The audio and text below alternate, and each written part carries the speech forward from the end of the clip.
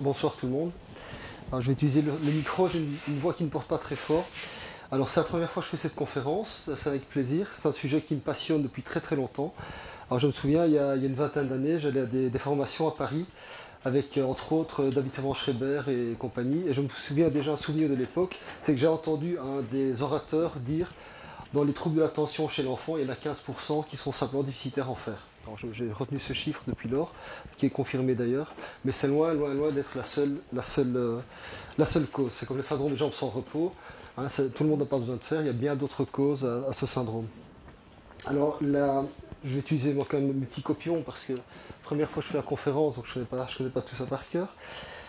Alors, je suis l'anti-médecine pouce-bouton. Donc, médecine pouce-bouton, c'est un symptôme, un médicament, cholestérol, anticholestérol, troubles du sommeil, somnifères. C'est vraiment la médecine qu'il ne faut plus faire du tout, qu'il faut absolument éviter à tout prix, parce qu'elle est iatrogène et on n'a que des effets secondaires et le patient n'est jamais content et on n'est pas content de son boulot. Alors moi je suis à la base ORL, hein, comme vous le savez probablement. Je suis ORL j'ai commencé l'ORL en 85. Et très souvent en consultation, bon, j'ai quand même pas mal de gosses, mais je fais moins d'ORL maintenant évidemment parce que je fais beaucoup plus de nutri et d'hormonologie. Et parfois les gosses ils sont intenables, en 5 minutes ils ont démonté tout le cabinet, et je demande aux parents très souvent, dites vous avez donné quoi à manger ce matin? Et les parents très surpris, ils ne voient pas le rapport entre leur gosse qui est intenable, qui est fou furieux. Et ils répondent toujours la même chose, hein. Donc des Kellogg, du muesli, de l'avoine, des tartines choco, des tartines confiture. Et je dis, si j'ai un peu de temps, je retouche quand même quelques mots, je dis, écoutez, revenez un peu en meeting fonctionnel, on va essayer d'en reparler, d'aider votre gosse. Alors, moi dans mes traitements, comme je dis toujours, moi je suis un chirurgien à la base, donc moi je veux être efficace vite et bien, j'aime pas chipoter, revoir les gens 10 fois, donc moi au moins je vois mes patients, en plus je suis content, et au moins ils me voient, mais plus ils sont contents également. Et donc voilà. Alors, qu'a vécu, pour commencer, une dame, hein, que je vais appeler Claire, vient avec sa petite fille Noémie. Noémie a 12 ans. Docteur, je vais vous voir parce qu'apparemment vous pourriez m'aider avec la petite. À l'école, ça va vraiment pas, vous savez, elle est pas attentive, elle chahute, elle se fait coller sans arrêt, elle emmerde les autres, elle est parfois violente, elle casse tout, voilà. Et à la maison, c'est la même chose, il n'y a pas moyen de la tenir en place. Et je dis, bon, bah, écoutez, votre fille, madame, typiquement, trouble de l'attention, pas de mémoire, pas de motivation également, mais elle manque de dopamine dans sa tête, votre fille. Et souvent, la maman me dit, vous avez raison, la neuropédiatre m'a dit ça il y a 6 mois, 1 an, 2 ans, et qu'est-ce qu'elle a fait, la neuropédiatre? Elle a prescrit la rilatine à la petite. Et vous avez fait quoi? Écoutez, moi je suis plus maligne que les autres, je suis allé voir sur internet ce que c'était la rilatine. Quand j'ai vu ce qu'on disait, jamais je lui donnerais cette rilatine. En effet, elle a revu la maman que les enfants ont mis sur rilatine pendant X années. Donc méthylphénidate, la rilatine c'est un nom commercial, mais ça se décline sous plein de noms qu'on va voir ici. J'ai vu en effet que ces gosses-là, ils peuvent avoir des addictions plus tard, addicts aux drogues plus ou moins dures, addicts aux médicaments, que les troubles du comportement pouvaient se pérenniser, et que finalement c'était peut-être pas le bon traitement, même si quand on l'utilise, ça va mieux, il y a un mieux, très souvent. Et puis je demande à la maman, vous avez quoi à manger à Noémie ce matin? Je sais pas, Kellogg's, muesli, madame, bougez pas, je prends mon téléphone, mais je le fais vraiment.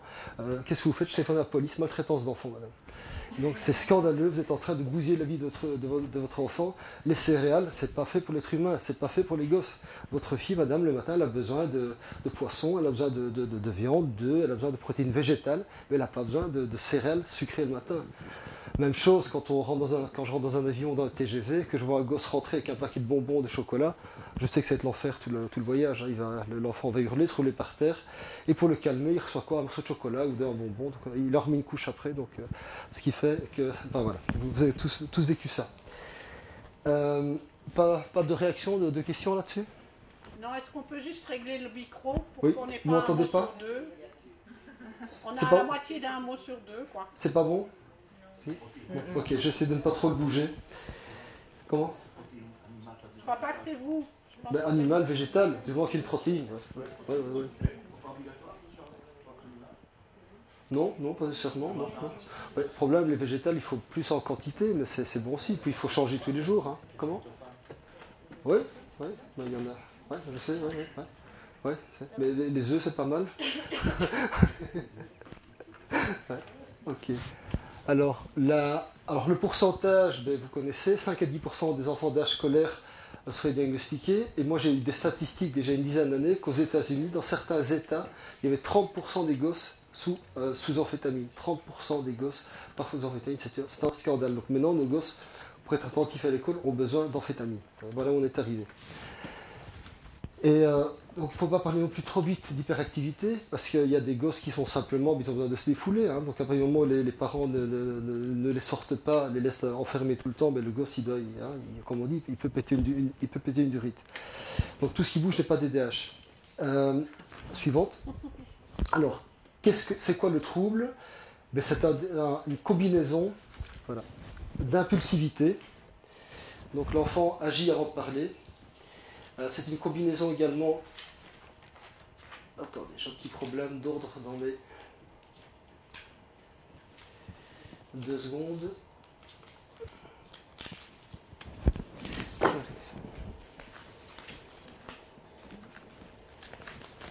Voilà.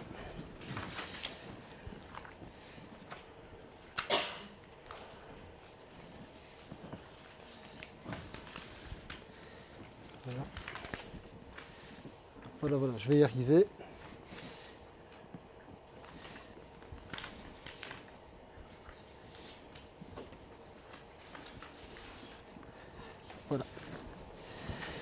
Voilà, je l'ai ici. Alors, il faut savoir que ce trouble, ça ne se termine pas à l'enfance. Il y a des adultes qui en souffrent également. Donc, on a des adultes qui sont également sous rilatine, sous amphétamine. Et ces enfants donc, ont des problèmes d'impulsivité. Ils coupent la parole, ils ne se contrôlent pas, ils n'arrivent pas à rester concentrés, ils ne savent pas sélectionner ce qui est intéressant. Là, également, hyperactivité, ils vont, ils viennent, ils courent, ils remuent sans arrêt. Moi, je suis un hyperactif, sans trouble d'attention. Ça peut aider dans la vie. Donc, il faut savoir que les gens hyperactifs, ils tiennent mieux le coup, ils ont plus d'endurance. Mais quand il y a un trouble d'attention qui est ajouté, ça peut devenir très embêtant. Et c'est un processus assez complexe. Et donc, on ne sait pas réagir de façon adéquate aux événements de la vie. Suivante. Voilà. Alors, il faut savoir que c'est parfois pas isolé, c'est associé à d'autres troubles qui peuvent être des troubles sphinctériens. Un enfant qui a l'inérésie tardivement dans sa vie. Donc, troubles émotionnels, troubles alimentaires également, troubles d'apprentissage, troubles du sommeil. Donc, il y a plein de troubles qui tournent autour de cette hyperactivité, le trouble de l'attention. Et plus tard également, ce sont des enfants qui peuvent devenir plus souvent obèses, qui vont avoir des comportements vis-à-vis de l'alcool ou de substances illicites qui sont inadéquates. Voilà. Suivante.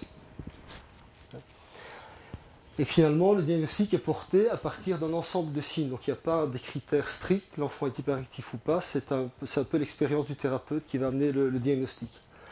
Mais on dit qu'il faut que ça dure plus de 6 mois. Voilà. Alors c'est clair qu'un enfant peut être momentanément un peu turbulent, mais quand ça dure, il faut quand même se poser des questions. Suivant. Alors, qui est le coupable? Alors là, donc il y a des facteurs biochimiques qui rentrent en ligne de compte, on va en parler tout de suite. Des facteurs neurologiques, on va en parler tout de suite.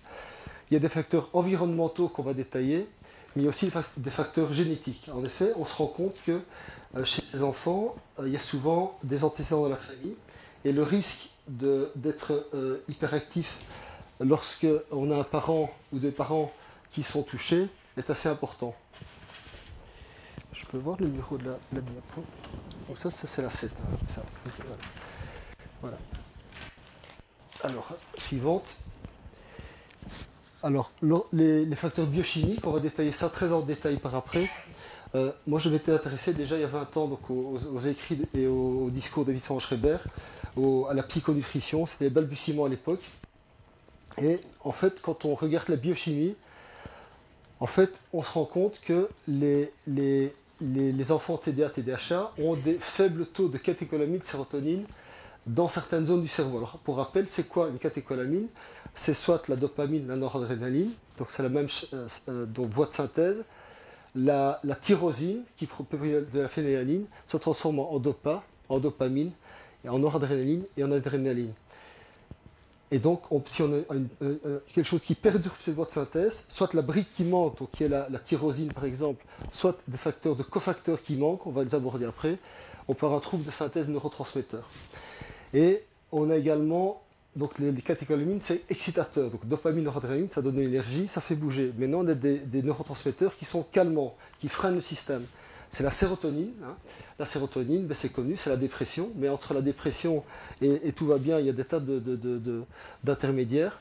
Et elle vient, cette sérotonine, du tryptophane, qui est un acide très facilement détruit par la chaleur. Donc, vous usez trop vos aliments, le tryptophane risque d'être détruit. Il n'est pas très concentré dans les aliments. Et en fin de soirée, cette sérotonine devient mélatonine.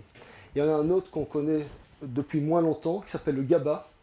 Et le GABA, pour ceux qui ne le savent pas, eh bien, on l'a découvert, je ne sais pas il y a combien de temps, mais il n'y a pas des dizaines d'années.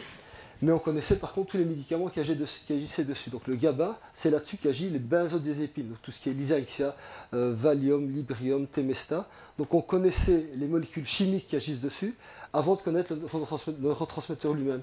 Et ce n'est que par après qu'on a découvert le GABA, qui est un freinateur. Donc on prend un peu de Lysaxia, on est calmé. Mais le problème, c'est qu'il y a une habituation, on doit monter dans les doses, il y a des effets secondaires, etc., etc. Et le GABA, il fait un grand tabac pour l'instant, on en prescrit de plus en plus, on l'utilise de plus en plus, à juste titre. Et alors, est-ce que ces enfants sont carencés dans ces neurotransmetteurs? Oui, mais pas partout. Donc il y a certaines zones du cerveau, il y en a trop peu, mais d'autres zones où ils sont corrects. Alors, donc d'un point de vue également neurologique, certaines zones du cerveau, donc l'imagerie fonctionnelle, donc maintenant on sait métaboliquement voir comment fonctionne un cerveau en injectant certains sucres, certains métabolites, et bien on se rend compte que les TDA, TDAH ont des anomalies au niveau cortical, au niveau du préfrontal, donc la partie antérieure du cerveau. Et ce cortex préfrontal, en fait, il sert à supprimer les réponses et pensées inappropriées, il contrôle l'attention. Également, il évalue les récompenses. Voilà. Donc c'est un dysfonctionnement donc très localisé, entre autres au niveau du frontal. Alors, les facteurs environnementaux également jouent beaucoup. On sait qu'il y a un lien évident entre les vaccins.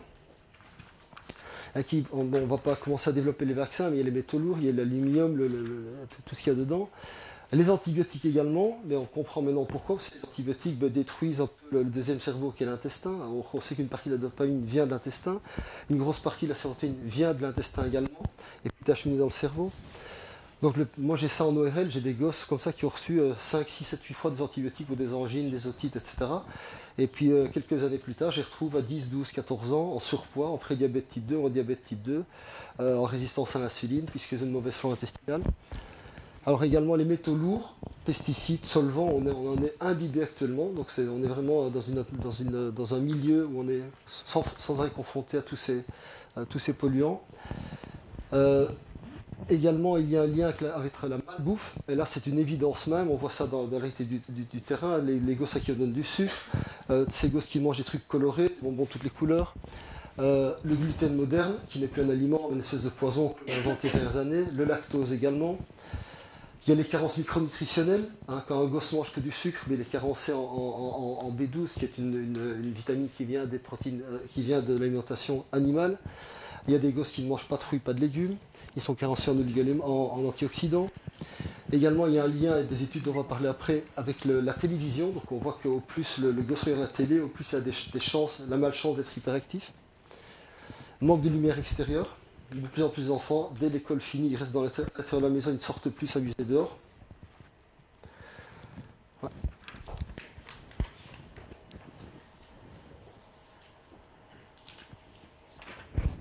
Alors, la suivante. Alors, le méthylphénidate, donc c'est la molécule qui est le plus utilisée dans cette maladie, ce syndrome. Ça s'appelle Ritaline en France, Rilatine en Belgique, Concerta, donc, qui est la forme retard, donc il y a beaucoup de noms différents, Quasim également. Et depuis 2005, en fait, on assiste à une augmentation mais énorme de l'utilisation de cette molécule. parce que le diagnostic est de plus en plus souvent posé. Alors on se pose la question, est-ce que il y a d'un plus qu'avant, ou est-ce on taxe plus vite un gosse d'hyperactif? Je crois qu'il y a des deux, mais effectivement, ce syndrome augmente. Et surtout aux États-Unis, mais les États-Unis sont toujours en avance sur nous. Hein. Vous avez vu, il y a, je crois, 10-12 ans, on comptait que chez les ados, il y a une trentaine de pourcents qui devenaient diabétiques. Ben, on va arriver à ça chez nous également, puisque on suit la même voie, point de vue alimentation, manque d'activité physique. Alors, comment est-ce qu'il agit ce méthylphénidate? Eh bien, il agit un peu comme antidépresseur anti-recapture de sérotonine. Il empêche la recapture de la dopamine qui est sécrétée. Donc la synapse, les vésicules relâchent la dopamine qui vont aller taper sur le récepteur postsynaptique et puis elle va être recapturée et détruite. Donc le méthylphénidate a un effet d'anti-recapture de dopamine. Mais également un effet au niveau de la noradrénaline, mais également un effet au niveau du transporteur de la dopamine et de la noradrénaline dans les neurones. Le problème, c'est que lorsqu'on donne ce méthylphénidate, qui est un effet amphétaminique, c'est une amphétamine, hein, en fait, on a un effet de surexcitation des neurones et on peut, entre guillemets, carboniser les synapses.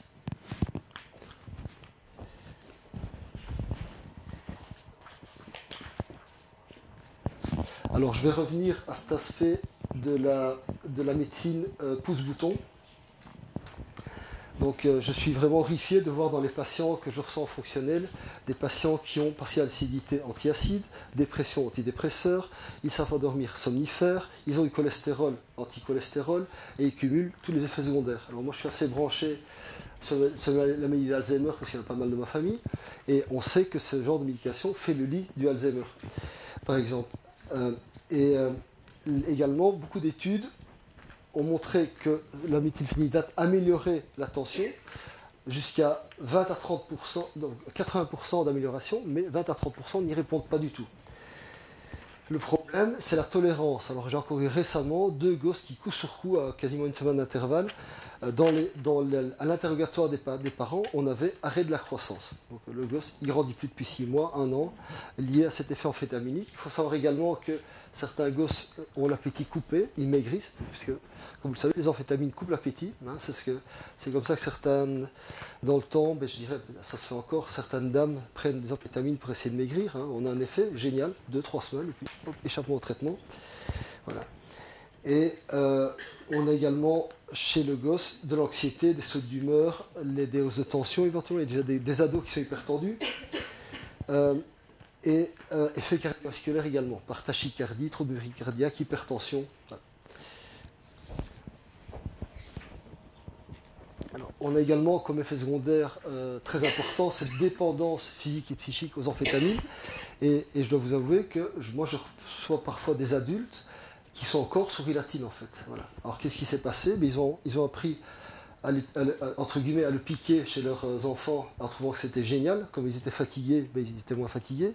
Et puis ils en prennent le matin, puis ils en prennent le midi, puis le soir. Et puis après, c'est le rail de cocaïne, le matin, le midi et le soir. Alors je dis ça en rigolant, mais c'est la réalité. J'ai des patients qui m'avouent parfois que pour pouvoir se réveiller le matin, il faut 2, 3, 4, 5 cafés et un Red Bull et un peu de Rilatine, éventuellement des psychostimulants plus incisifs. Alors normalement, la prescription est sur prescription, donc en fait on peut le prescrire pour 28 jours. C'est un psychiatre, un psychologue ou un pédiatre qui peut le prescrire, sauf que les parents peuvent aller vers un médecin d'une autre catégorie pour la represcription. Évidemment, ce qui se passe, on en represcrit. Parfois, ils ont plusieurs sources d'approvisionnement. Il y a même des trafics au niveau de la Rilatine. Donc des gens qui arrivent à en avoir en quantité phénoménale, qui la revendent. Et alors, il faut savoir que cette surveillance de prescription, souvent, n'est pas respectée. Alors, la slide suivante, voilà. Donc, notre cher ministre Maggie de Bloch, voilà. Soit, suivant. Diapo suivante, on va passer. Alors, comment traiter les enfants TDA, TDAH? Alors, si on était dans le monde du bisounours, je dirais, voilà ce qui suit. Voilà. Intervention multimodale, planifier, améliorer les relations, le rendement, diminuer le comportement. Voilà, ça c'est vraiment c'est l'idéal. Hein. On va avec des belles paroles, avec de la psychologie, de la thérapie. On va améliorer l'enfant. Oui, c'est nécessaire, mais je crois que souvent ça n'améliore pas les choses. Ouais, suivante. Alors de nouveau, thérapie comportementale, psychoéducation, thérapie cognitive. Alors ça consiste en quoi? Mais la psychoéducation, c'est la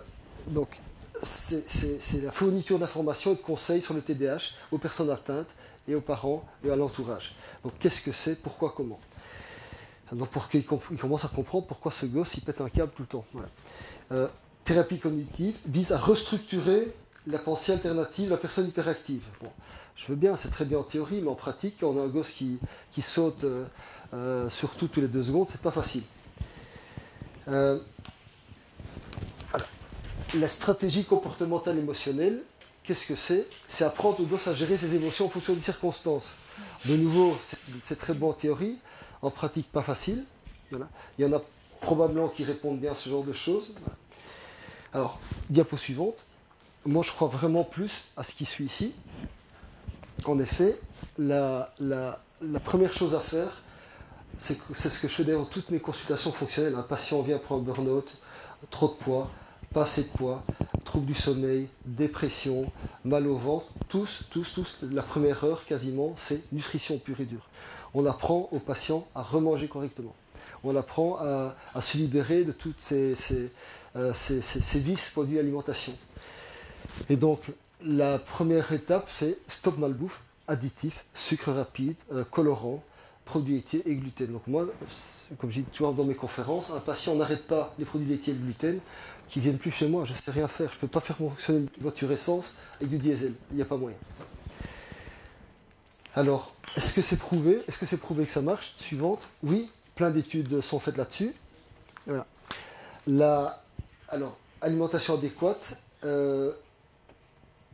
Voilà. Donc, en gros, on a une efficacité, mais vraiment rapide. En 2-3 semaines, on voit déjà la différence. Arrêter les sucres qui sont excitateurs. Hein. Donc, apprendre aux gosses à manger d'autres aliments que des trucs sucrés, des céréales. Et une étude en 2007 a montré que des enfants âgés de 6-7 ans qui prenaient un petit déjeuner à l'indice glycémique élevé étaient plus distraits, agités à l'école, donc moins attentifs pendant les leçons. Et également, on a une relation dose dépendante, boissons sucrées et TDAH. Voilà. Alors, je ne sais pas si vous avez vu, mais ça a circulé pas mal sur les réseaux sociaux et les milieux nutris. Cette étude faite dans une école en Australie, on est filmé une école au début du reportage, ça dure 13 minutes, ce reportage c'était génial, et on voit les gosses, ça chahute, ça se bat, ils boivent des sodas, ils boivent ils mangent des bonbons, il y a des retenues, ils se battent, et puis ils ont pris un accord avec les parents de l'école, et les parents jouaient le jeu, c'est pendant 15 jours de changer radicalement l'alimentation des enfants, en retirant tout ce qui est sucre, soda, tout ce qui est sucré, etc. On retourne à l'école, donc 15 jours après, et on voit ces enfants qui sont calmes, posés, il n'y a plus de retenue, ils se battent plus, et on les interviewe, et ils disent tous, je sais pas, on ne sait pas ce qui nous arrive, mais on est vachement bien. Comme quoi, en 15 jours, un changement alimentaire peut déjà être spectaculaire. Alors, exercice physique, évidemment. Alors moi je suis de la campagne, je suis en Ardennais, avec un petit village de fermiers. L'école était à côté de chez moi, mais quand j'étais gosse, depuis la sortie de l'école, je faisais mes devoirs et puis j'allais courir avec, avec tout le monde jusque tard le soir, jusqu'à ce qu'il fasse noir. On courait tout le temps. Maintenant, les gosses qui courent après l'école, ça devient rarissime. Ils sont plutôt sur la télé, leur ordi et leur téléphone portable. Et alors, étude faite sur le sujet en 2003, c'était une méta-analyse, etc.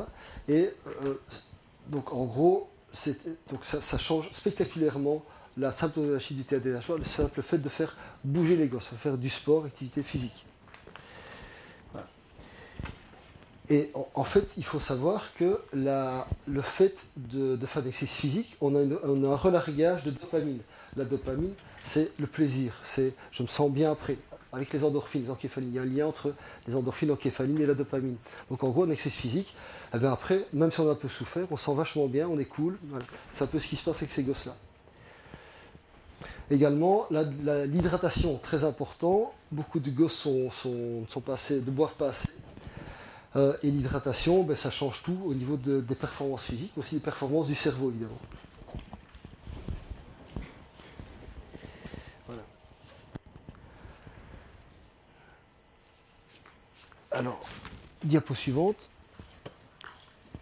Alors, on va y revenir après en détail avec un tableau que j'ai fait il y a quelques temps là-dessus. La tyrosine des protéines du matin. Donc, le fuel du cerveau, c'est les protéines du matin. Le fuel des muscles, c'est quand on veut les protéines. Devient dopamine, qui devient noradrénaline. Et la tyrosine, petite remarque également, comme vous le savez, moi j'occupe beaucoup de thyroïde. La tyrosine est le précurseur des hormones thyroïdiennes T4, avec CAC-diode. Donc très important, cette protéine du matin va nourrir le cerveau et nourrir la thyroïde également, très important. Et le tryptophane, qui est cet aminé assez rare qui est sensible à la chaleur, va devenir mélatonine et va devenir donc sérotonine et puis mélatonine. Mais il y a un souci, c'est que le tryptophane, lorsqu'il sort de l'estomac, lorsqu'il passe dans le sang, il s'attache à un bus qui s'appelle l'albumine. Et donc c'est important que le trypto arrive le matin, qu'il soit attaché à l'albumine pour pouvoir être relargué fin d'après-midi. Et là, il rentrera dans le cerveau grâce à du sucre. Donc c'est pour ça que les gens qui sont en manque de sérotonine, hommes ou femmes, s'ils n'ont pas assez de sérotonine dans leur cerveau, fin d'après-midi, ils ont envie de sucre, compulsion glucidique. Parce que le transporteur va mieux faire rentrer le tryptophane dans le cerveau. Donc important pour les deux neurotransmetteurs, les protéines du matin, et éventuellement pour aider ces tryptophane à rentrer dans le cerveau fin d'après-midi, un petit morceau de chocolat, un fruit, un truc un peu sucré. Alors, on considère qu'il faut 20 grammes de protéines le matin pour que le cerveau fonctionne bien. Et donc, moi, dans les faits, quand un patient adulte me dit « moi, je prends un œuf tous les matins », je dis « c'est pas assez, il en faut au moins 2 ». Voilà. Alors, prendre des féculents, des glucides le soir ou fin d'après-midi est tout à fait favorable vis-à-vis du fonctionnement du cerveau. Alors, je ne dis pas qu'il faut se gaver avec un kilo de chocolat, mais ça aide. Et d'ailleurs, le corps le demande. Souvent, on a envie de sucre fin d'après-midi. Il faut un peu écouter son corps. Alors, la sérotonine, pour rappel, la sérotonine calme, ralentit, détend. Donc, c'est ce qu'on a besoin en début de soirée. Alors, ça, c'est des photos que j'ai fournies, donc de petits déjeuners idéaux, donc soit enfants, adultes, suivantes. Voilà. Donc, il y a 10 000 choses à manger. Et moi, je suis toujours très, très surpris quand je dis aux patients, il faut arrêter le pain, les sandwichs, les pâtes, donc tout ce qui est à base de blé, il faut arrêter l'avoine, qui a le même effet toxique, et les produits laitiers. Qu'est-ce que je vais manger? Je dis, il reste 11 908 autres aliments à manger sur Terre. Donc, et souvent, les gens sont perdus. Ils n'imaginent même pas qu'on peut manger autre chose que des tartines choco et tartines plastiques qu'on appelle Philadelphia ou autre. Voilà. Suivant. Alors également, comme vous le savez, la signalisation cellulaire, donc le fait que le récepteur postsynaptique fonctionne, c'est un peu comme les récepteurs hormonaux. Vous avez une testostérone, une DHA, un cortisol, il tape sur un récepteur qui doit bouger, envoyer un message. C'est un peu une vue de l'esprit, mais c'est un peu comme ça que ça se passe. Mais ça dépend de la fluidité des membranes. Et donc, évidemment, il faut que l'enfant ait assez d'oméga 3. On sait, par exemple, que la première étape de la mémoire, c'est la dopamine et la noradrénaline. Et moi, quand j'étais gosse, on me disait, mange du poisson, tu seras malin plus tard. Donc nos grands-parents avaient tout compris, sans prise de sang, sans dosage, sans avoir fait de recherche. Ils avaient déjà ressenti, en fait. Et donc, évidemment, ces neurotransmetteurs, même sur les synthétises, parce qu'on mange bien, on a assez de B9, de B12, on a assez de magnésium, on a assez de fer, on a tout, assez de cuivre, assez de vitamine C, tout est bon. Il faut encore que le récepteur bouge. Sans oméga 3, ça ne bouge pas. Voilà. Mais, comme vous le savez, les acides gras des membranes, ils ne servent pas qu'à permettre au récepteur de bouger, ils servent également à la synthèse des prostaglandines, prostacyclines. Et on sait que selon qu'on a des bons oméga ou pas, on va faire des prostaglandines plutôt pro-inflammatoires ou pas. Donc ça joue au niveau du stress oxydant. Donc voilà, alors remarquez qu'en bas, il y a une petite locomotive qui amène un oméga 3. Donc c'est c'est le premier cofacteur, je dirais, nécessaire pour que ça fonctionne. Allez, suivante. Ouais. Voilà, allez-y. Ouais. Donc, bonjour, je vais vous présenter donc, le Tocoprotect, c'est un produit du docteur Jacob. C'est vrai que M. Pieter, en présentant tout à l'heure, n'a pas précisé qu'on était distributeur des produits du docteur Jacob, qui est un médecin allemand, et on est également distributeur des produits Olivier, on ne parlera pas aujourd'hui, mais qui proviennent du Maroc. Notamment, et puis on a notre gamme de produits comme le NeuroAD, dont je parlerai tout à l'heure.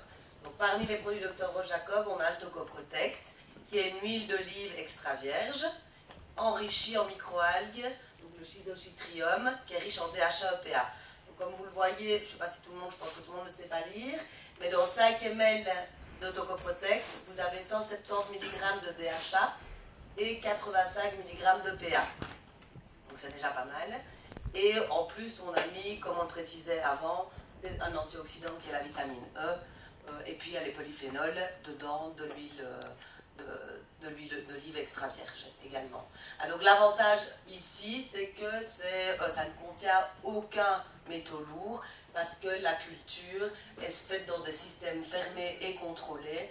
Et donc du coup, on n'a pas du tout de métaux lourds. Donc, et puis c'est vegan, donc c'est l'avantage de ce Tocoprotect que je conseille beaucoup, voilà, que nous on conseille beaucoup aux enfants, mais également, ça sera pour le 24, mais pour les femmes enceintes, c'est idéal aussi comme source de DHA et de PA. Merci. J'aimerais ajouter quelque chose à propos des omégas, de l'huile d'olive, etc. Donc, bon, j'ai beaucoup de patients français, ils sont tous sous huile d'olive, ils prennent ça à la maison, c'est très bien, mais c'est plutôt oméga 9. Il y a peu d'oméga 3 dedans, et ils estiment qu'en mangeant cette huile-là, il y a assez. Non, pas du tout. Moi, je propose toujours à mes patients de faire des mélanges, de mélanger l'huile de lin, colza, noix, noisette, l'huile de chanvre, ou de les acheter tout préparés. S'ils ont une huile d'olive fétiche, mais qu'ils la mélangent avec des oméga 3, c'est bien plus sain que l'huile d'olive seule. Et alors, on parlait de la femme enceinte, j'ai assez régulièrement des mamans qui viennent pour mise au point fonctionnelle, pour des problèmes dépressifs, et elles ont fait une déprime postpartum, hein, le baby blues. Et on sait maintenant que ce déprime postpartum, il est lié à un manque de DHA structurel. Donc le DHA est plutôt structurel, le PA fonctionnel. Et c'est spectaculaire, on met sa maman sous DHA ou autre oméga 3 pendant la grossesse. Elle dit génial, maintenant j'ai un bon moral, je ne déprime plus après mon deuxième ou troisième enfant. Ça, c'est vraiment spectaculaire comme effet. Donc la déprime postpartum, c'est un manque de DHA, c'est un oméga 3. En fait, le bébé, pendant le dernier trimestre de grossesse, il doit se faire son cerveau. Et donc, il pompe les oméga 3 de sa maman. S'il est déficitaire, le cerveau de la maman est déplété, il dysfonctionne après la naissance. Diapo suivante. Alors, le magnésium, il fait tout dans le corps, tout. Je veux dire, je ne connais pas un endroit du corps, il n'y a pas besoin de magnésium pour faire ça ou pour faire ceci. Alors, je dirais 90% des gens sont carencés en magnésium. Dès qu'on fait du sport, c'est 100%. Dès qu'on est stressé, c'est 100%. Donc le magnésium, ça fait partie, comme les vitamines D, des trucs que tout le monde doit prendre tous les jours. Voilà. Donc, au moins, vitamine D, magnésium, éventuellement B12 tous les jours. C'est le minimum du minimum en complémentation. Et ce magnésium a plein de rôles. Il active 300 enzymes différentes. Voilà. Et on a montré dans une étude ici qu'un traitement de Weissman à base de magnésium B6, GABA-DHA, améliore très effectivement les symptômes, hyperactivité, hyperémotivité, agressivité à l'école. Donc il faut savoir que le magnésium, il est assez spécial. Si vous le prenez le matin, il est plutôt énergisant, parce que vous allez faire plus de catécholamine, mais s'il est pris le soir, il est plus apaisant, parce qu'il favorise la synthèse de la mélatonine. Donc parfois les gens ont peur de le prendre le soir, en disant que ça les empêchait de dormir, c'est pas vrai du tout. Alors, on a également pu montrer dans certains travaux que le magnésium érythrocytaire, donc comme vous le savez, le magnésium sérique, il n'a aucun intérêt. Le magnésium dans le sang, ça change tout le temps, c'est comme le fer. Hein. C'est le magnésium érythrocytaire qui a un relatif intérêt.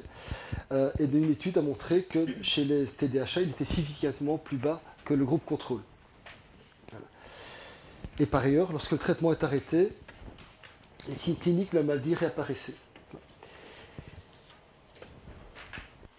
Une autre étude que je signale sur 810 enfants, 5 à 12 ans, complémentation en acides gras, donc EPA, DHA, en oméga 6, GLA, en zinc, magnésium, 12 semaines, menait à une réduction considérable des symptômes de TDAH. Donc on voit qu'en appliquant des bêtes compléments alimentaires, je dirais un peu idiots comme des omégas, du zinc, du magnésium, on arrive déjà à solutionner une grosse partie des problèmes des TDA, TDAH. Donc si en plus on leur met une protéine le matin, et j'en ai beaucoup, ils guérissent, ils sont plus hyperactifs, ils sont de nouveau attentifs. Alors, évidemment, le rôle du magnésium au niveau des neurotransmetteurs, ce qui favorise la synthèse de la transformation du trypto en sérotonine et la transformation de la tyrosine en dopamine noradrénaline. Mais également, les fameux récepteurs NMDA, il a un effet inhibiteur. Vous savez qu'un NMDA, lorsqu'on a trop de NMDA, entre guillemets, on crame les synapses, les neurones. Voilà. Alors vous remarquez que le petit train, il y a oméga 3 magnésium. Donc vous avez déjà, il faut, voilà, ce qu'il faut déjà. Oui. J'ai juste une question. Oui. Moi j'ai un petit garçon TDAH Ouais. plus. Ouais. Et par contre je ne trouve pas du magnésium sous forme de capsule correcte à prendre, quoi. Le magnésium c'est toujours des cartages. Ouais, c'est ça. Ouais. Oui, Ouais. alors il y a des poudres effectivement avec plusieurs. Est-ce que ça a le même effet? Oui, tout à fait. Tout à fait. Oui. Oui, sans problème. Oui. Oui. Oui. Excusez-moi. Oui. Dans les sticks de magnésium, c'est mieux un le matin, le soir ou juste le matin? Non, il vaut mieux les scinder. Parce que vraiment, le magnésium du matin, enfin, bon, si je parle bêtement des neurotransmetteurs, hein, le magnésium a un rôle au niveau du rythme cardiaque, de la tension artérielle, il a plein au niveau musculaire, etc. Au niveau de la contraction ou pas des vaisseaux sanguins, donc le magnésium, ça a des rôles multiples. Mais déjà, pour les neurotransmetteurs, on a intérêt à l'avoir et le matin et le soir. La plupart du magnésium part trop vite du sang, donc on en prend et puis il n'y a plus rien quelques heures après, donc on a intérêt à le scinder. Ouais, tout à fait. Alors ça, c'est un... Oui, suivant. Voilà, pardon. Justement, pour répondre à madame, on a le Cognimag, donc, je ne sais pas si vous voyez. Voilà, donc on a le Cognimag qui existe en comprimé, mais également en poudre, facile à prendre, et en gélule, pardon. Et donc l'avantage en fait du Cognimag, c'est qu'il contient du magnésium sous forme d'acétyltaurinate de magnésium. Donc c'est un magnésium qui est accroché à 2 molécules de taurine et puis un groupe acétyl. Donc le fait qu'il soit attaché à un groupe acétyl, ça lui donne un caractère lipophile. Donc ça veut dire qu'il pénètre plus rapidement dans les cellules et passe également plus rapidement la barrière hémato-encéphalique. Et le fait qu'il soit attaché à la taurine accélère aussi son action, parce que la taurine a un tropisme pour le cerveau et donc ça pénètre plus rapidement dans le cerveau. Donc c'est vraiment un magnésium qui agit rapidement et qui dure plus longtemps. Poudre naturelle, enfin goût naturel. Oui, alors moi je prends la poudre, c'est pas du tout dérangeant. Mais si un enfant ne le prend pas, on peut de toute manière le mélanger à une compote ou voilà, quelque chose. Oui, non, à une compote naturelle, même pour le soir. Là, par exemple, à 4 heures, vous pouvez donner la compote et puis vous pouvez donner le matin avec autre chose, mais vous pouvez le mélanger à l'alimentation.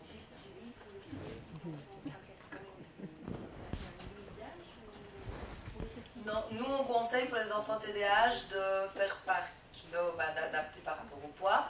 Et donc on conseille 10 mg de magnésium élément par kilo. Donc on peut de toute manière commencer déjà tôt, quoi. Donc voilà. Et alors le magnésium, donc l'acétyltaurinate de magnésium, il a une forme moléculaire qui est similaire aux neurotransmetteurs excitateurs, qui sont l'aspartate et le glutamate. Et donc comme ça a la même structure moléculaire, ça va vraiment aller se fixer sur les récepteurs et ça va du coup inhiber l'action parce que voilà, les récepteurs vont pouvoir se fixer. Donc ça va avoir un effet calmant via ce mécanisme-là aussi. Et alors dans notre Cognimag, on a également rajouté de l'arginine. Donc pour rappel, l'arginine c'est le précurseur du monoxyde d'azote qui est un vasodilatateur. Et donc ça va permettre de diminuer par exemple les bouffées de chaleur, pas là dans le cadre d'un enfant TDAH, mais quand on est fort stressé, parfois on peut avoir certaines bouffées de chaleur, ça va permettre de les diminuer. Et puis il y a la B6 active aussi, qui est le cofacteur du magnésium. C'est un magnésium qui est, moi j'ai testé plusieurs types de magnésium et c'est vrai qu'il agit très rapidement. Merci. Je vais juste, ok, je termine avec le magnésium, encore un petit truc. Oui, alors pour le magnésium, il faut faire attention quand vos patients achètent du magnésium, il faut absolument éviter les oxydes de magnésium parce que les pharmaciens fourguent ça, je dirais très facilement. Peut-être qu'ils ont des boîtes gratuites, je ne sais pas, mais c'est pas cher, je suis d'accord, mais quand même beaucoup d'irritations digestives, c'est pas le top. Les chlorures, moi j'utilise du chlorure, celle du Nigari dans certaines dysbioses réfractaires à tout. Mais c'est un bon désinfectant, mais ce n'est pas un bon magnésium à prendre en chronique. Donc il faut aller vers des magnésiums plus combinés, qui soient glyphosate, picolate ou celui-ci. Alors celui-ci, l'avantage, c'est que vous connaissez le système de méthylation et d'acétylation, hein, qui permet d'exprimer ou pas certaines zones, donc la synthèse de certaines protéines et certains caractères. Et donc, comme ça, les groupes méthyl peuvent être donnés par la B9, la B12, et ça, c'est la méthylation avec la fameuse homocystéine. Mais l'acétyl est aussi très intéressant. L'acétylation est certainement aussi importante que la méthylation. Et donc, donner de l'acétyl, c'est pas idiot du tout. Voilà. Diapo suivante, et puis je vois si on fait le break. Oui, alors on va le laisser exposer pendant le break. Alors ça, c'est moi qui ai fait ce truc. Voilà, j'ai essayé de mettre là-dessus plein de choses. Alors je vais m'approcher du tableau. Voilà. Donc ça, c'est vraiment un tableau. Moi, je l'utilise à toutes mes consultations. Toutes les consultations, les patients y ont droit. Ils l'ont en main pour repartir. Protéine du matin, donc c'est très schématique. Hein. Je sais que ce n'est pas la stricte réalité, mais voilà. Protéine du matin donne tryptophane, qui, s'il y a assez de B2, B3, B5, B6, B9, B12, s'il y a assez de vitamine D, magnésium, fer, zinc, peut devenir sérotonine. Donc on voit déjà ici que vu les carences qu'on a actuellement, on considère que 80% des gens sont en carence de zinc. On considère actuellement que 90% des gens sont en carence de magnésium. Que la vitamine D, si on n'en prend pas chez un adulte, 5 à 10 000 par jour, on est en carence de vitamine D. 5 à 10 000 unités par jour. La B9, hein, il y a une raison pour laquelle les gynécos, quand ils voient arriver une patiente qui veut être enceinte, ils disent « Madame, stop, d'abord prendre la B9 avant d'être enceinte ». Donc c'est hyper important. Les aliments, comme vous le savez, sont de plus en plus vides de tout. Donc les déficiences, les carences sont en explosion. Et donc c'est normal que la dépression soit en explosion également. Et que finalement on retrouve, j'ai par jour 2, 3, 4 patients sous antidépresseurs. Voire 2 antidépresseurs. Que nos patients se retrouvent sous somnifères ou inducteurs du sommeil. Donc ça c'est tryptophane, c'est matin-midi. Tyrosine, c'est le matin, c'est vraiment le matin. Donc protéine matin, s'il y a les mêmes cofacteurs, grosso modo, mais il faut aussi vitamine C, cuivre. Alors je ne sais pas si vous le savez, à propos de la vitamine C, on en parlera peut-être plus tard, mais il y a des cas de scorbut qui reviennent en Europe. Il y a du scorbut chez des gens qui mangent des fruits. Donc vous imaginez où on en est, produit nutritionnel actuellement. Donc cette maladie qui avait disparu revient chez des gens qui mangent des fruits. Donc tellement c'est vide de tout. Or, sans vitamine C, sans cuivre, sans les cofacteurs, pas de noradrénaline. Noradrénaline, moi j'ai appelé ça the start of the day. Donc ça s'appelle le coup de pied au cul du matin, j'ai un niaque toute la journée. Et le nombre de patients qui sont fatigués moralement, physiquement, qui viennent en consultation, docteur, j'en peux plus, ça fait des années que ça dure, je ne peux plus travailler. Qu'est-ce que vous mangez le matin? 2 cafés, on cherche toujours les protéines dans le café. Dopamine, docteur, plus de libido, plus de joie de vivre, mémoire, concentration, motivation, oublié, ça rentre d'une oreille, ça ressort par l'autre. Et, voilà. Et alors également la glutamine, qui est précurseur du GABA via B6 et magnésium. Alors pourquoi j'ai ajouté des trucs sur ce tableau? En fait, simplement, la dysbiose. En effet, si les cytokines provenant d'un intestin malade, un intestin de grand ballonnement, vont bloquer les récepteurs postsynaptiques, ça ne marche pas, tout le système est foutu. D'autant plus que la dysbiose, ça génère également, la flore intestinale génère une bonne partie des neurotransmetteurs, et les oméga, en effet, manque d'oméga 3, mais attention, certains oméga 6 aussi, le GLA, DGLA, donc qu'on traite par bourrage, onagre, etc., sont des causes de non-fonctionnement du cerveau, parce que les membranes sont rigides. Voilà. Donc ce tableau-là, alors moi j'ai sur l'autre face tous les signes de manque de sérotonine, je coche, et le patient, la fois d'après, je reprends ma feuille, et je dis tiens, regardez, est-ce que vous avez encore ça? Non, ça va mieux, donc ça veut dire qu'on est sur la bonne voie en fait. Un gosse fonctionne de la même façon, donc ça c'est un gosse, c'est le même topo, sauf qu'un adulte va plutôt vous dire moins de joie de vivre, moins de libido, alors qu'un enfant, on va dire pas de motivation, pas de trouble de l'attention. Et vous voyez le petit train, il s'est enrichi. Après oméga 3, magnésium, il y a le zinc, il y a le fer, vitamine D et le groupe des vitamines B. On fait un petit break.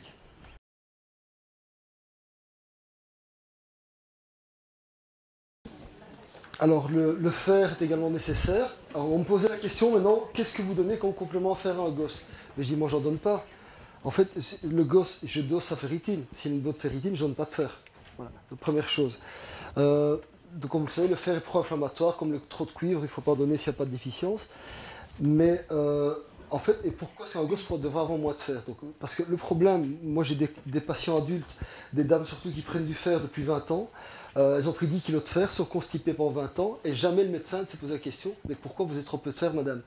La patiente a des règles abondantes, avec un syndrome prémenstruel parce qu'elle manque de progestérone, on monte la progestérone en fin de cycle, elle a plus de cette perte abondante, elle a plus cette tension mammaire, donc elle va pas se faire son cancer du sein après la ménopause. Enfin voilà, je peux en parler pendant des heures. Mais également, donc première cause, chez les adultes, les pertes de sang via les règles. Deuxième cause, cancer. Donc, moi j'ai parfois des adultes, ils ont un fer bas depuis 10 ans, ils ont 50 ans, jamais de coloscopie. C'est scandaleux quand même. Alors qu'il y a peut-être un polype adénomateux qui perd du fer. Deuxième cause, le végétarisme. Alors, j'ai rien contre les végétariens, mais moi, végétarien qui ne mange même pas d'œufs, là, je commence à avoir difficile quoi, à le gérer. Et donc, en gros, je te donne de la spiruline, du moringa, pas de problème. Rester végétarien, c'est pas un souci, mais il faut quand même prendre des plantes qui vont vous donner beaucoup de fer. Et la troisième cause, alors ça concerne les adultes et les enfants, c'est la dysbiose. Dès qu'on a l'intestin inflammé, le fer, il n'est plus absorbé. C'est la première cause. Vous réparez l'intestin de ces gosses ou de ces adultes, le fer remonte tout seul. Il n'y a pas besoin de donner des comprimés de fer à ces gosses-là. Voilà. Ça, c'est mon avis. Hein. Voilà. Donc, minéraux, besoin de fer pour synthèse de dopamine, besoin de fer également pour synthèse de sérotonine, de mélatonine. Donc, on a ajouté éventuellement au petit train du fer si nécessaire. Voilà. Alors, la théanine, c'est un extrait du thé vert, c'est un acide aminé donc végétal. Qui a comme effet, c'est un super stimulant du GABA, mais également de la dopamine. Voilà. L'électroencéphalogramme s'améliore avec la théanine. Donc c'est vraiment un calmant naturel, la théanine. Voilà. Donc c'est vraiment un truc assez génial. Alors,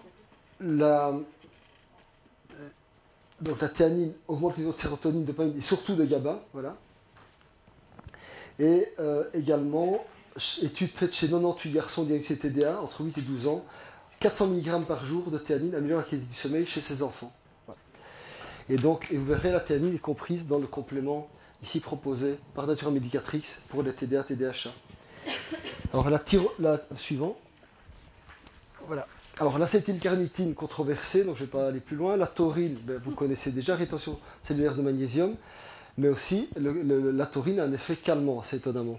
Quoique certains patients, c'est quelque chose qu'on voit parfois, ils sont sous méta-relax ou autre, et ils ne savent pas dormir. Donc chez certains patients rares, ça peut avoir un effet excitant. Je ne sais pas comment ça se fait, mais ça se rencontre parfois. Alors la tyrosine, précurseur de la dopamine et de l'adrénaline, vous allez me dire, mais je ne comprends pas, vous avez donné la tyrosine pour encore faire plus d'adrénaline, de dopamine, que l'enfant soit encore plus énervé. Mais ça marche dans l'autre sens. Donc en fait, on va expliquer ça après. Voilà, donc tyrosine, intéressant également. Donc maintenant, moi j'ai des patients qui me disent, moi par la fenêtre, par la porte, jamais le matin je mangerai de viande, de poisson, impossible. Mais je les mets sous tyrosine, évidemment. Hein, donc, voilà. Ok, suivant. Alors, le bacopa, vous connaissez tous cette plante. Alors moi je me souviens il y a très longtemps, une étude qui a montré qu'en une demi-heure, après la prise de bacopa, la mémorisation des individus du test était déjà améliorée au bout d'une demi-heure. Donc ça a un effet spectaculaire au niveau de la mémoire. Donc intéressant chez ces gosses. Mais ça a d'autres effets. Voilà. Donc moins d'agitation. 93% des enfants qui en prennent sont moins agités. Voilà. Et difficulté d'attention, 85% en moins. Maîtrise de soi, améliorée chez 89% des patients. Impulsivité réduite chez 78%. Donc c'est vraiment le bacopa. C'est incontournable dans la prise en charge des troubles d'attention chez l'enfant. Ça agit sur tous les symptômes décrits. Et le bacopa est également un antioxydant en fait. Alors le passiflore, donc il y a toute une série de plantes un peu sédatives dont fait partie le passiflore, effet sédatif anxiolytique. Alors le passiflore, en fait, on l'a comparé à des enfants traités par rilatine, donc deux groupes. Et entre les deux groupes, rilatine ou passiflore, il n'y avait aucune différence point de vue comportemental, donc tous les deux étaient aussi efficaces. Donc autant être efficace avec quelque chose qui soit naturel, qui n'entraîne pas d'addiction plus tard, autant prendre le passiflore plutôt que la rilatine. Et de nouveau, cette passiflore agit sur le récepteur GABA, donc ce fameux neurotransmetteur GABA, qui est le récepteur des anxiolytiques chimiques, donc benzo, eh bien, on peut l'améliorer, son fonctionnement, avec toutes des choses naturelles dont fait partie le passiflore. Suivant. Alors, le ginkgo biloba, donc, améliore la mémoire, mais on ne l'utilise pas tellement chez l'enfant. Rhodiola également, qui est un soutien surrénalien, mais qui augmente également les neurotransmetteurs, donc dopamine, sérotonine, acétylcholine également, en mémoire. Suivant.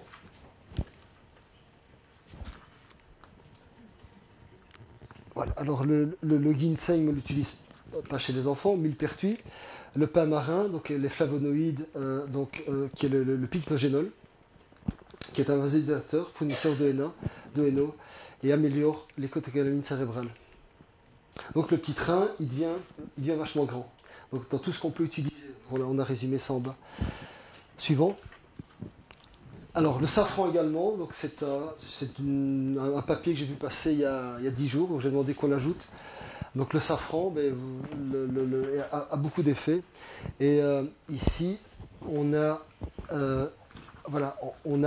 comparé au méthylphédinate, donc chez les enfants de 6 à 17 ans. Voilà. Le résultat est similaire. Voilà. Donc le safran peut faire partie également du traitement. Suivant. Voilà. Donc là, c'est notre complément alimentaire pour les enfants hyperactifs, qui s'appelle le NeuroAD. Donc il ne reprend pas toutes les plantes et tous les minéraux et les vitamines qu'on a cités précédemment, mais en tout cas l'essentiel. Donc dedans, vous avez de la L-théanine, donc qui va vraiment agir sur la concentration et une meilleure attention portée aux enfants. La bacopa et la passiflore. Donc, comme le docteur Résimon l'a dit, la copa a un effet essentiel et notamment elle stimule l'acétylcholine, donc va améliorer la mémorisation. Et puis on avait décidé au départ on avait mis de la valériane, mais voilà, la valériane est, en tout cas en France, est interdite aux enfants en dessous de 12 ans.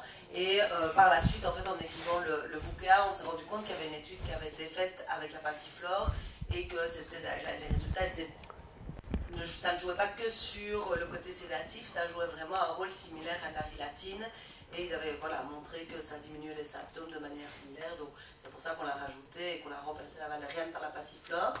Et puis on a mis 2 formes de magnésium. Donc l'acétyltaurinate de magnésium, avec les avantages que j'ai expliqués précédemment.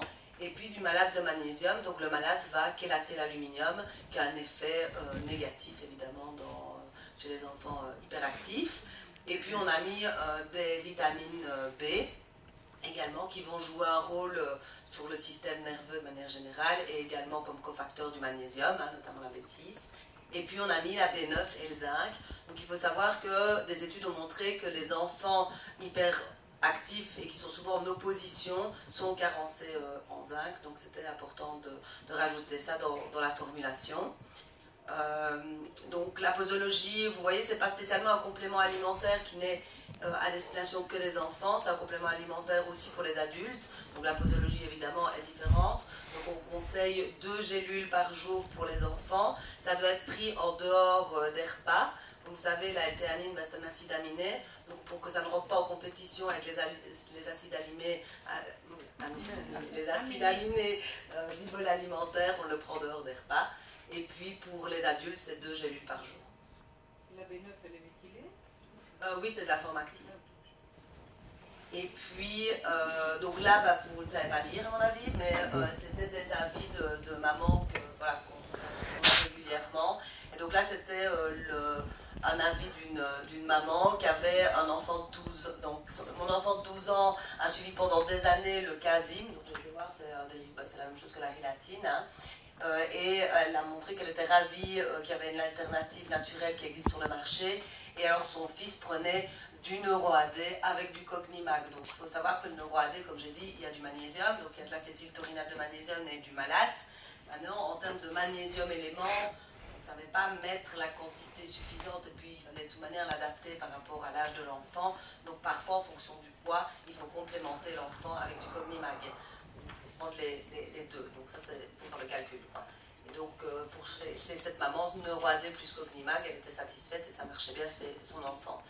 Un autre témoignage, donc c'est mon fils a des troubles de l'attention, est beaucoup plus calme et plus disposé à être attentif lors de cette voie.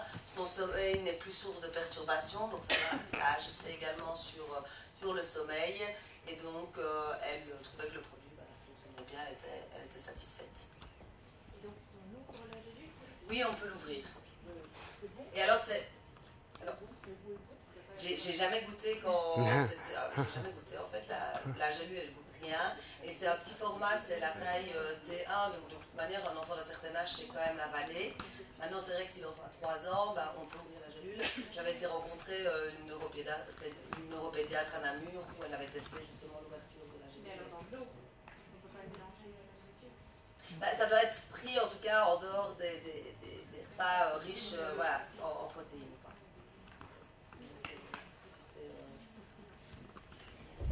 Merci. Et c'est d'ailleurs pour ça aussi, donc en dehors des repas, que le tryptophane est plus embêtant à prendre que le 5-HTP, puisqu'il est en compétition, le transporteur. C'est par là que passent tous les acides aminés pour entrer dans le cerveau, donc c'est plus facile. Il faut pas de protéines avant, pas de protéines après, donc le 5-HTP il passe lui envers et contre tout. Alors quand je parle dans ce que je raconte, quand je parle des carences qui sont fréquentes, je parlais par exemple du zinc qui est carencé chez 80% des patients. Ne croyez pas, vous êtes trouvé sur vos prises de sang du zinc 8 fois sur 10 en dessous de la norme inférieure. Ça n'a rien à voir. Donc, ces normes sur les faits de biologie, ce n'est pas des normes santé, c'est des normes statistiques. Donc quand vous avez un médecin ou un collègue qui vous dit votre B12 madame est normale, elle est à 300, non, la patiente a 3 fois trop peu de B12. Hein. Donc les taux santé n'ont rien à voir avec les normes biologiques qui sont les normes statistiques évidemment. Hein, quand on vous dit qu'une ferritine est bonne entre 20 et 140, c'est faux, une ferritine doit être au-dessus de 70. Hein, quand on vous dit qu'une vitamine D elle est bonne entre 20 et 100, c'est pas du tout, elle doit être au-dessus de 80 une vitamine D. Donc les normes santé n'ont rien à voir avec les normes statistiques. Ouais. Ok, alors le tube digestif. Alors, vous connaissez tous Natasha Campbell, hein, cette neurologue qui a fait vraiment avancer le schmilblick concernant la flore intestinale et les problèmes neuropsy. Voilà, donc on sait qu'avoir une bonne flore, ben, c'est la meilleure façon d'être en bonne santé, que ce soit psychique, que ce soit du poids, énergie, morale, enfin, sommeil, etc. Et donc, voilà, donc elle traite des autistes, des problèmes neurologiques, immunitaires, digestifs, grâce à son fameux régime GAPS. Hein, vous avez déjà tous entendu parler Alors je ne l'applique pas avec mes patients, mais c'est vrai que c'est un truc génial, mais c'est tellement restrictif que j'ai toujours un peu peur de commencer à essayer d'imposer ça. Déjà, je crois qu'en retirant le lait et le gluten, on a déjà fait un grand pas. Maintenant, il y a encore tout le reste, mais s'il faut retirer maïs, etc., ça commence à être vachement difficile. Et on risque de perdre son patient. Ouais. Et qui est dégoûté. Voilà. Suivant. Alors, c'est pour toi. Voilà. Dans les trucs qu'on a pour traiter le problème du leaky gut, par exemple, hein, le docteur Résimon joue un rôle chez les enfants hyperactifs. En tout cas, peut être un facteur aggravant de départ. On a la L-glutamine, donc comme vous savez, la L-glutamine, c'est la nourriture des entérocytes. Donc, on a une L-glutamine qui est dosée à 550 mg de glutamine par gélule. Donc, on conseille de prendre 2 fois par jour, donc en dehors des repas aussi. Et donc, la L-glutamine, ça va jouer, comme je venais de vous le dire, donc, sur la production d'énergie des entérocytes, ça va servir d'énergie aux entérocytes. Ça fournit également des groupes azotés pour la synthèse de l'acide nucléique, pour la multiplication cellulaire, qui est nécessaire justement dans le cadre de la leaky gut, pour refaire sa barrière intestinale. En tant que précurseur du glutathion, donc ça va permettre également de lutter contre le stress oxydatif. Et puis elle est un des constituants des jonctions serrées qui sont impliquées justement dans le leaky gut. Donc c'est vraiment le complément de première intention finalement quand on souffre d'une dysbiose. Et puis on a des compléments à base de probiotiques et de prébiotiques. Donc on a le Lactipro Immunitum Bio qui contient des probiotiques uniquement, donc 3,3 milliards de bifidobactéries et de lactobacilles. Et donc l'avantage des deux compléments, c'est que c'est la technologie IntelliCaps, donc les probiotiques sont protégés dans une microcapsule d'algues brunes qui permettent de résister à l'acidité de l'estomac et également aux conditions environnementales délétères. C'est vraiment des capsules qui vont se dissoudre à pH 6, donc c'est le pH de l'idéon. Et donc on a également le Laxibiopsilium, qui est là une association, une synergie de pro et de prébiotiques, enrichi également avec du psyllium, qui va permettre dans ce cadre-là d'avoir une meilleure évacuation des selles. Donc c'est pour des personnes qui ont une constipation. Voilà. Et donc là c'est un sachet par jour, le matin ou le midi, et c'est à prendre dès 5 ans. Le complément c'est conseillé dès 3 ans.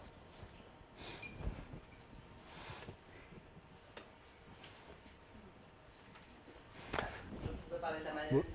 Oui, on a aussi un complément à base de mélatonine. Donc, comme on a dit, les enfants hyperactifs ont souvent des problèmes de sommeil. Donc, on peut aussi donner un complément de mélatonine. Donc, ici, c'est de la mélatonine B12. Donc, on a de la B12 sous forme active également. Et donc, les deux études randomisées qui ont été faites chez les enfants TDAH a permis de montrer que la mélatonine améliorait le sommeil. C'est l'objectif. Donc ça, vous pouvez trouver également chez Natura Medicatrix. Très jeune. Voilà, je sais pas, j'ai pas d'expérience, mais moi je vois, en fait, j'ai des collègues, en neuropédiatre de l'hôpital des enfants, donc de Lude, qui en prescrivent chez les gosses qui ont 2-3 ans. Alors je dois vous avouer que je ne sais pas quelle dose ils prescrivent, mais ça veut dire que légalement elle est en vente, légalement en moins de 0,3. Mais par exemple, dans des fibromyalgies, on prescrit 10 mg par jour, donc c'est pas... J'ai pas précisé qu'effectivement, ce complément est vendu en France, sur notre site internet, et qu'en Belgique, il n'est pas en vente. Parce que voilà, il y a une limitation de dosage, et donc on n'a pas le produit. Nous, on peut le trouver sur notre site internet, c'est autorisé en France. Réagissent très vite avec le très faible. Ok. Et en effet, il y a déjà des années, j'ai vu un neuropédiatre de Lude prescrire le mélatonine à des petits gosses. Voilà, c'est pas bon. Je connais pas la dose. C'est vrai que le circadin qui est sous prescription, c'est 4 mg. 2 mg circadin. 2 mg. Oui, c'est vrai que à une autre présentation à l'UDNF, on a justement présenté ça, et dans le cursus du Dr Curté, ça a été aussi posé comme question, et on avait même mis 3 mg. Et on lui a posé la question, et c'est vrai qu'il conseillait quand même une dose élevée, donc voilà. Oui, les cours, c'était même plus élevé que ce qui est. Ok. Ah, merci. À reconfirmer, mais le travail, ça c'est sous prescription, donc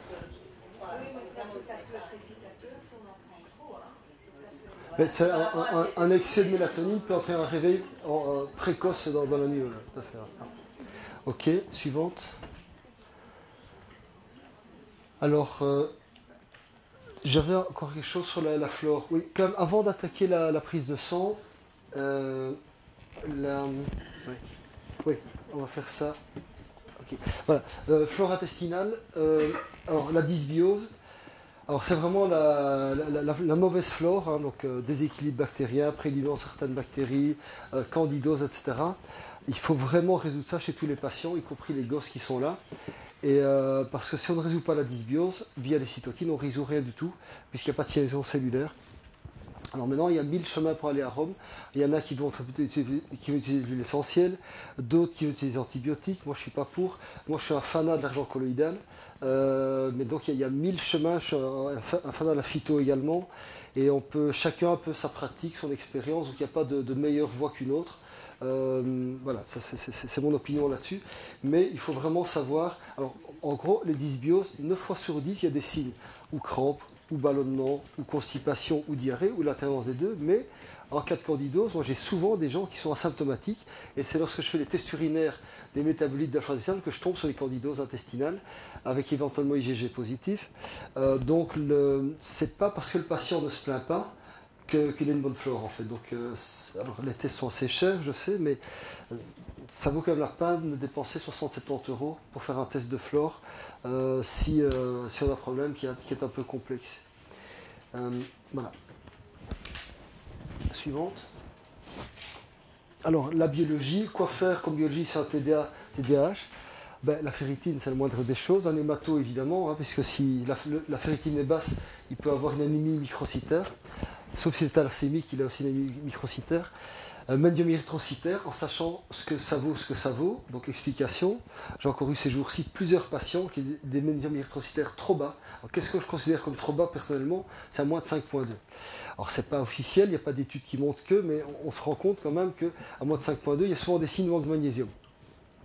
Et des patients qui ont des magnésium trop bas, de nouveau, moi j'ai des patients qui viennent de l'étranger, qui viennent de loin, de France, etc. Ils font leur prise de sang là-bas, ils envoient ça par transport express, c'est dosé ici en Belgique, chez LIMS, chez SYNLAB, ou au laboratoire central du Luxembourg. Et entre le moment où ça arrive, le magnésium a le temps de sortir des globules rouges, on a des taux faussement bas. Donc moi, si mon patient n'a pas de crampes, pas de fasciculation, pas de palpitation, pas de trouble du sommeil, n'est pas irritable, ben je me dis que son magnésium doit être bon. Donc je me base plus sur la clinique que sur un dosage sanguin. Donc je ne vais pas modifier mon traitement parce que le patient a un magnésium trop bas. Alors, pas oublier aussi chez les gosses, s'ils sont sportifs, le potassium. Un gosse qui sue beaucoup, qui fait beaucoup de sport, il perd aussi du potassium. Il ne faut pas oublier de le reminéraliser avec du quinton, du bioséance, si vous voulez. Voilà. Oui. Ou les formules alcalinisantes. Voilà, ou formules alcalinisantes, Dr Jacobs, voilà, voilà, tout à fait, qui contient les deux. Mais c'est vrai que j'utilisais énormément les formules alcalinisantes. Ces temps-ci, j'utilisais moins, mais je vais y revenir. Voilà. L'avantage des autres, c'est qu'ils étaient tous préparés, mais voilà, c'est ça. Alors là, également la B9, la B12. Donc de nouveau, pour la B12, il faut des taux quand même qui soient, allez, je dirais, au-dessus. Alors les unités, ne notent pas les unités, j'oublie toujours ça, mais qui sont au-dessus de 6, 7, 800 pour avoir des taux qui fonctionnent. Alors au niveau thyroïdien, alors actuellement, moi vous savez, je fais beaucoup la thyroïde, c'est un peu mon dada. J'ai des gosses qui ont 4, 5, 6, 7, 8, 10 ans qui sont déjà en hypothyroïdie. Alors, il n'y en a pas beaucoup, mais j'en ai. Ma fille, elle a commencé à 5 ans hypothyroïdienne, elle en a 26, 27. Et donc, qu'est-ce qu'il faut demander dans un bilan pour la thyroïde? La TSH, oui. La T3 libre, oui. La T4 ne me sert, moi, personnellement, qu'à savoir si le patient a relativement assez d'iode ou pas. Donc, mais l'iode, c'est l'iode qui est beaucoup plus fiable que l'iode sanguin. Ça n'a rien de faire des iodes sur 24 heures. Hein. Chez un gosse, c'est pas possible déjà. Mais de nouveau, ça ne veut pas dire charrette. Vous savez que la T4 inactive pour dire T3 a besoin de B12, a besoin de zinc, a besoin de fer, a besoin de magnésium. Et on retrouve exactement les mêmes cofacteurs que dans le cerveau. Donc quelqu'un qui, entre guillemets, n'est pas bien dans sa tête, n'est pas bien au niveau de sa thyroïde non plus. Ils sont souvent hypothyroïdiens. Donc il y a un lien très étroit entre le bien-être psychique, sérotonine, dopamine, noradrénaline et la thyroïde. C'est les mêmes carences en gros. Maintenant, avoir une bonne T3 dans le sang, donc beaucoup de médecins, comme vous savez, ne regardent que la TSH. Votre TSH est bonne, madame, tout va bien. La patiente a 20 signes d'hypothyroïdie, elle a 20 kg de trop, elle est frileuse, constipée, fatiguée. Mais il y en a certains plus malins dosent la T3, ils disent votre T3 est bonne, c'est bon. Non, non, la T3, elle doit encore rentrer dans la cellule. Pour ça, il faut la vitamine D, il faut la vitamine A, il faut assez d'oméga 3, il ne faut pas qu'il y ait de dysbiose. Donc, on peut avoir une biologie thyroïdienne parfaite et un patient hypothyroïdien. C'est la clinique qui compte. Voilà. Et déjà, chez des petits gosses, on a ça. Hein. Et alors, coup classique, j'en ai eu plusieurs comme ça ces dernières années. Les parents m'amènent, c'était à quelques jours d'intervalle, ils ne se connaissaient pas. Donc, deux petits garçons, de 8 à 14 ans, je crois. Et le même problème, j'interroge le gosse, il me dit, docteur, moi à l'école, si je fais rien, je m'endors, je dois bouger pour ne pas m'endormir. Et ces gosses étaient hypothyroïdiens, traités par ilatine. Donc c'est scandaleux. Donc l'hypothyroïdie entraîne l'endormissement. Et donc, qu'est-ce qui se passe? C'est un signe clé de l'hypothyroïdie.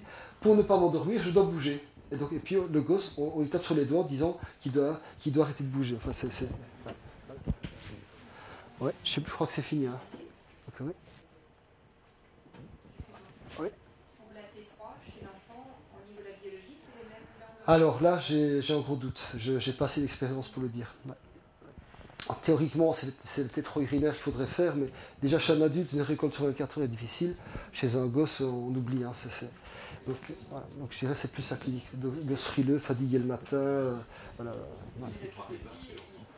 Oui, on peut le faire. Je ne le fais pas, mais c'est vrai que... Il y en a une, oui, on peut le faire, oui, tout à fait. Il faut regarder la mère quand elle a été enceinte. Oui, aussi, oui. Oui, tout à fait. Oui, alors, il y a aussi cette histoire d'iode dont on pourrait parler, mais bon, on n'en finit plus. Suivante. C'est fini. Ouais.